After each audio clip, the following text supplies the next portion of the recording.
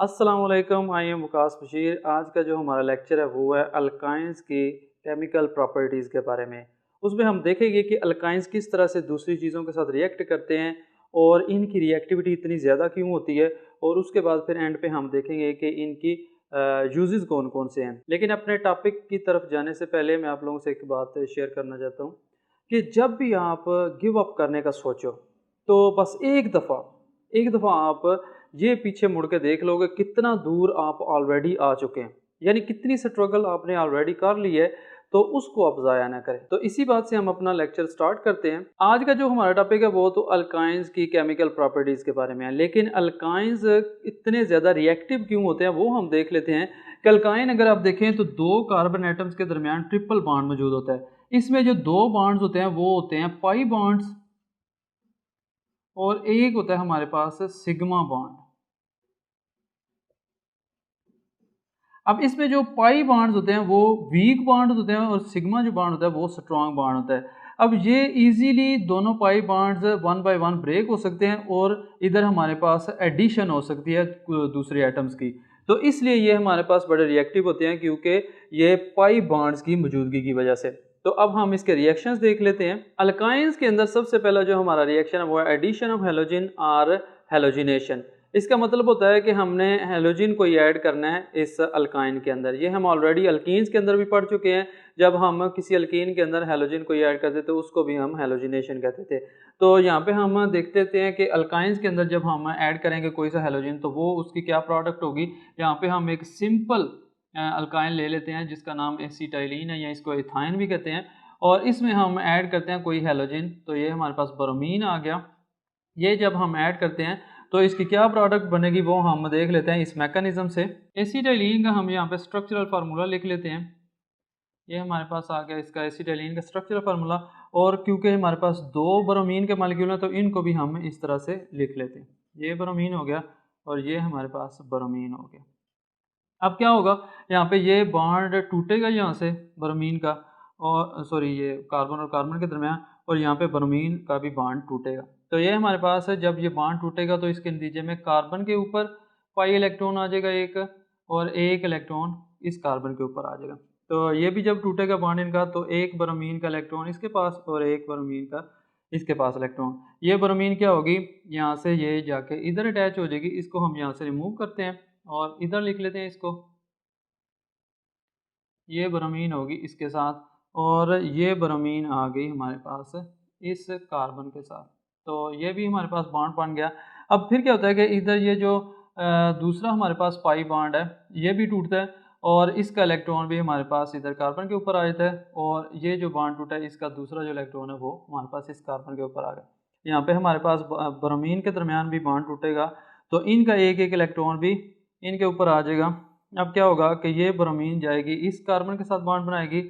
इसको हम यहाँ से रिमूव कर देते हैं, और ये हमारे पास इधर हमारे पास ब्रोमीन आ गई। ये ब्रोमीन भी क्या होगी, यहाँ से जाएगी इस कार्बन के साथ इस इलेक्ट्रॉन की वजह से बॉन्ड बना लेगी। तो ये हमारे पास चारों जो ब्रोमीन थे वो इस ऐड हो गए इस एसिटाइलिन के अंदर। तो इसको हम इस प्रोडक्ट को लिख लेते हैं यहाँ पे। कार्बन, चार ब्रोमीन ऐड हुए हैं इसके अंदर, तो नाम भी इसका इसी लिहाज से ही होगा। तो ये हमारे पास आ गया, इसका नाम होता है टेट्रा ब्रोमो इथेन।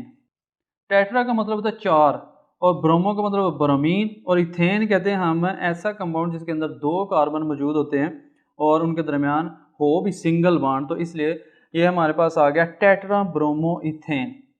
तो ये जो रिएक्शन है हमारे पास, ब्रोमीन वाटर हम ऐड करते हैं इस एसिटाइलिन के अंदर। ब्रोमीन वाटर का जो कलर होता है वो रेड से ब्राउन होता है।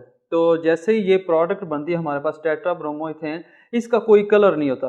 तो ये हमारे पास कलरलेस एक प्रोडक्ट बनती है। तो ये रिएक्शन जो है हम अनसैचुरेशन टेस्ट के लिए भी यूज़ कर सकते हैं, यानी जब कलरलेस हो जाएगा ये हमारे पास ब्रोमीन वाटर, तो हमें पता चल जाएगा कि इसके अंदर कोई ऐसा अनसैचुरेटेड कंपाउंड मौजूद था जो कि अब सैचुरेटेड हो गया। तो इस रिएक्शन को हम अनसैचुरेशन टेस्ट करने के लिए या आइडेंटिफाई करने के लिए भी यूज़ करते हैं। इससे अगला जो हमारा रिएक्शन है अल्काइंस का वो है ऑक्सीडेशन विद KMnO4, और इस KMnO4 को हम पोटेशियम परमैंगनेट भी कहते हैं। तो ये दो तरह से इसके साथ इसका रिएक्शन हो सकता है, या तो ये होगा कि कोल्ड होगा और डाइल्यूट होगा पोटाशियम परमैंगनेट, और या फिर हमारे पास ये हॉट होगा और कंसनट्रेटेड होगा। तो यहाँ पे हमारा जो रिएक्शन है वो हम करेंगे डाइल्यूट और कोल्ड पोटाशियम परमैंगनेट से। तो ये हम देख लेते हैं किस तरह से रिएक्शन होगा। हमारे पास एक हम एसिटाइलिन ले लेते हैं, ये हमारे पास आ गई एसिटाइलिन, इसको हम सिंपली इस तरह से लिख सकते हैं HC ट्रिपल बॉन्ड CH। उसके बाद हमारे पास है पोटाशियम परमैंगनेट KMnO4, और हमारे पास तीसरे नंबर पर जो चीज़ मौजूद है वो है वाटर मॉलिक्यूल। ये हमारे पास 3 ये एसिटाइलिन्स होते हैं, 4 हमारे पास पोटेशियम परमैंगनेट और 8 हमारे पास वाटर मॉलिक्यूल होते हैं। तो इसके नतीजे में हमारे पास जो प्रोडक्ट बनती है, ये जो एसिटाइलिन है इसी को मैं इधर लिख रहा हूँ। लेकिन अब क्या होगा कि ये जो बॉन्ड्स थे मैंने पहले भी बताया था आपको कि इजीली ब्रेक हो सकते हैं, ये ब्रेक हो चुके हैं और इसके नतीजे में हमारे पास यहाँ पे OH आके अटैच हो चुके हैं। ये OH कहाँ से आए हैं? ये OH आए हैं वाटर से हमारे पास। अब बाकी ये आपने उसी तरह से H, ये H और ये H हमारे पास ये ऑलरेडी मौजूद थे, ये कार्बन और ये कार्बन भी हमारे पास मौजूद थे। इसमें चेंज क्या हुआ है कि ये डबल बॉन्ड इसके अंदर जो था वो टूटा है और उसके नतीजे में हमारे पास 2 बॉन्ड कार्बन ने बना लिए फिर से। अब इसमें क्या होता है कि जो दूसरी प्रोडक्ट हम देख लेते हैं कि क्या होगी। दूसरी प्रोडक्ट को मैं इधर लिख लेता हूँ, मैंगनीज डाइऑक्साइड। हमारे पास 4 हमारे पास मैंगनीज डाइऑक्साइड होते हैं और ये 3 हमारे पास ये वाली प्रोडक्ट होती है जो कि इंटरमीडिएट प्रोडक्ट होती है। ये अनस्टेबल होती है और आगे हम इसको मज़ीद रिएक्ट करवाएंगे। अब इसमें बाकी हमारे पास जो बच जाती है वो पोटाशियम हाइड्रोक्साइड भी बनता है हमारे पास, और वो कितना बनता है, वो भी 4 बनता है, क्योंकि 4 हमारे पास पोटाशियम मौजूद है तो इसीलिए ये 4 पोटाशियम हाइड्रोक्साइड बनेंगे और 4 मैंगनीज डाइऑक्साइड बनेंगे क्योंकि हमारे पास 4 ही मैंगनीज मौजूद है। अब इसके बाद हम देख लेते हैं कि ये जो हमारे पास प्रोडक्ट आई है इसके अंदर अगर आप देखें तो एक कार्बन के साथ 2 हाइड्रोक्सल ग्रुप लगे हुए हैं, तो ये अनस्टेबल होते हैं। ये बहुत जल्दी एक हाइड्रोक्सल को रिमूव कर देता है और इसके नतीजे में एक और प्रोडक्ट बनता है। इसको हम फिर से लिख लेते हैं, ये हमारे पास H आ गया। अब इसमें आप देखें तो ये O और H को मैंने अलग-अलग कर लिया। ये जब हम ये बॉन्ड रिमूव करेंगे ना तो तब आपको पता चलेगा कि ये मैंने O और H को क्यों लिखा है इधर। ये हमारे पास इसके नतीजे में 2 वाटर मॉलिक्यूल इससे रिलीज़ होते हैं। तो ये वाटर मॉलिक्यूल कैसे रिलीज़ होते हैं, इसको मैं ये इधर लिखता हूँ ताकि आपको सही से अंदाज़ा हो सके कि हमारे पास इधर हुआ क्या है।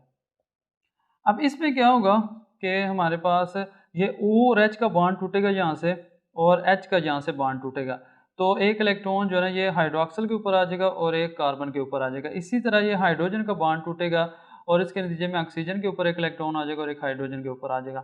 तो ये एक H और OH आपस में मिलकर वाटर मॉलिक्यूल बना देते हो, तो एक वाटर मॉलिक्यूल यहाँ से हमारे पास आ गया और ये जो ऑक्सीजन और कार्बन है ये आपस में डबल बॉन्ड दोनों बना लेते हैं।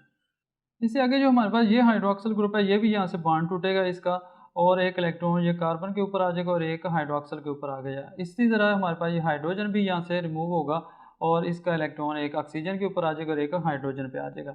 ये हाइड्रोजन और हाइड्रोक्सल मिलकर दूसरा वाटर मॉलिक्यूल बना लेते हैं, यानी 2 वाटर मॉलिक्यूल यहाँ से रिमूव हो चुके हैं और ये हम इस हाइड्रोजन को और हाइड्रोक्सल को यहाँ से रिमूव कर लेते हैं और ये इलेक्ट्रॉन मिलकर आपस में डबल बॉन्ड बना लेते हैं। तो इसको मैं इधर लिख लेता हूँ,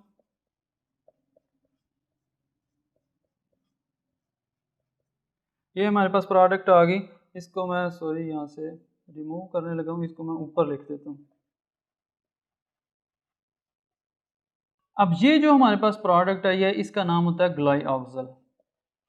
ये आप लोगों ने याद रख लेना है, अक्सर ये MCQs के अंदर ये फार्मूला दे के इसका नाम पूछा जा सकता है, तो ये आप लोगों ने याद रख लें। इसमें क्या होता है कि मज़ीद इसकी ऑक्सीडेशन होती है और इसमें 2 ऑक्सीजन ऐड होते हैं, नेसेंट ऑक्सीजन, और इसमें पोटाशियम परमैंगनेट की प्रेजेंस के अंदर ये होता है। इसके नतीजे में क्या होगा कि ऑक्सीजन ये जो होगा ये इधर आके हाइड्रोजन के साथ एक इधर ऑक्सीजन लग जाएगा और एक इधर लग जाएगा। ये कैसे लगेगा, ये H और उसके साथ O और ये फिर हमारे पास बाकी वही प्रोडक्ट आती है और इस साइड पे भी क्या होगा कि ये हाइड्रोजन से पहले ऑक्सीजन लग जाएगा। तो ये हमारे पास प्रोडक्ट आ गया, इसका नाम होता है ऑक्सैलिक एसिड।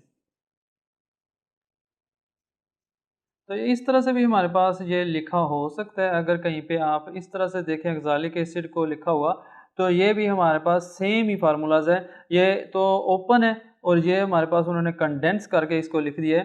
तो ये हमारे पास थे अल्काइंस के रिएक्शंस। इसके बाद हम देख लेते हैं कि अल्काइंस के यूजेस कौन कौन से होते हैं। एसिटाइलिन के यूजेस में सबसे पहला जो इसका यूज़ है, ये ऑक्सीजन के साथ मिलके ऑक्सी एसिटाइलिन शोला बनाता है, जो कि बहुत ही एक्सोथर्मिक होता है और इसके नतीजे में बहुत ज़्यादा हीट प्रोड्यूस होती है और वो हीट वेल्डिंग पर्पसेस के लिए इस्तेमाल होती है। उससे अगला जो हमारा यूज़ है, एसिटाइलिन मुख्तलिफ केमिकल्स प्रिपेयर करने के लिए इस्तेमाल होती है, जैसा कि हमारे पास अल्कोहल्स हैं या फिर एसिड्स हैं या फिर एसिटाल्डिहाइड है। तो इस तरह के और भी कंपाउंड्स प्रिपेयर करने के लिए ये यूज़ होती है। इसके अलावा एसिटाइलिन गैस फ्रूट राइपनिंग के लिए भी यूज़ होती है, यानी फलों को पकाने के लिए भी इस्तेमाल होती है। इसके अलावा ये हमारे पास मुख्तलिफ पॉलीमर प्रोडक्ट्स जैसे कि पॉलीविनाइल क्लोराइड है, जिसको पीवीसी भी कहते हैं, या पॉलीविनाइल एसीटेट है, या फिर सिंथेटिक रबर जैसा कि नियोप्रेन बनाने के लिए भी इस्तेमाल होती है। इसके अलावा ये पॉलीमराइज होकर बेंजीन भी बनाती है, जो कि बहुत ही इंपॉर्टेंट हमारे पास ऑर्गेनिक कंपाउंड है और ये एरोमेटिक कंपाउंड की बेस भी है। तो इस तरह से ये मुख्तलिफ कंपाउंड्स को प्रिपेयर करने के लिए रॉ मटेरियल के तौर पे भी बेंजीन यूज़ होती है। और वो बनती कैसे है? पॉलीमराइज जब हम करते हैं एसिटाइलिन को, तो उससे बनती है। ये हमारे पास थे इसके यूजेस। आज हमने अल्काइंस के यूजेस और अल्काइंस की प्रिपरेशन पढ़ी है। आई होप कि आप लोगों को इसकी समझ आई होगी। अपना ख्याल रखिएगा। अल्लाह हाफिज़। Thank you.